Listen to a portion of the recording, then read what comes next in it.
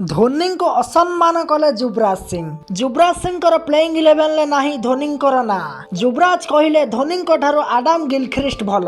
हाँ दर्शक बंधु एमती कौन पाई कले युवराज सिंह एवं कौन अटे संपूर्ण घटना आसतु ए भिडियो विस्तार भाव में जाना। तेणुक आपण मैंने भिडियो लाइक टे कर शेष पर्यंत देखु। तो दर्शक बंधु घटना कौन है बर्तमान Yuvraj Singh all time best playing 11 बाछिଛନ୍ତି जो से महेंद्र सिंह धोनी को सुजोग देना।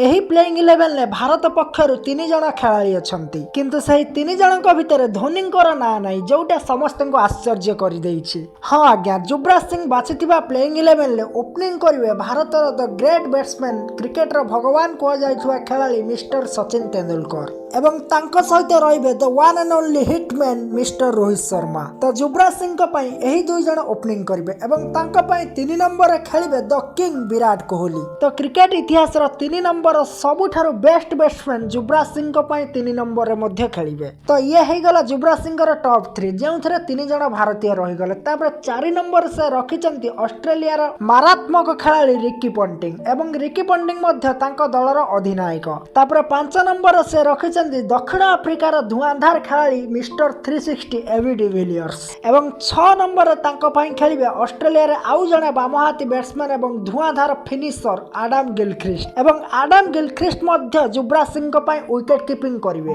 तो एही जगह ऊपर युवराज सिंह महेंद्र सिंह धोनी को ऊपर आडम गिलख्रिस्ट को चयन करिसंती। तांको मतरे आडम गिलख्रिस्ट धोनी को ठारू भलो कीपर। तापर 7 नंबर तांको पई खेलिबे इंग्लैंड रो ऑलराउंडर एंड्रू फ्लिंटॉप। 8 नंबर से रखिचंती पाकिस्तान रो फास्ट बॉलर वासिम अक्रम एवं 9 नंबर रे रखिचंती ऑस्ट्रेलिया रो जने fast bowler Glenn McGrath. 10 number रे रखिचंती श्रीलंका रो वेटरन स्पिनर मुथिया मुरलीधरन एवं 11 नंबर तांको पई खेलिबे स्वर्गत सेनवान। तो एहा होची Yuvraj Singh all time best playing 11। आपण मानु कोन लागुची तांकर ए प्लेइंग 11 टी ठीक अछि ना एथिरे महेंद्र सिंह धोनी रहबा दरकार थिला। कोन भाबुचंती आपण तळे कमेंट सेक्शन ले कमेंट करी जणांते एवं पुणी देखा हबा हमें आसंता काली। तेणुकर चैनल टी को मध्ये सब्सक्राइब करी रखंतु।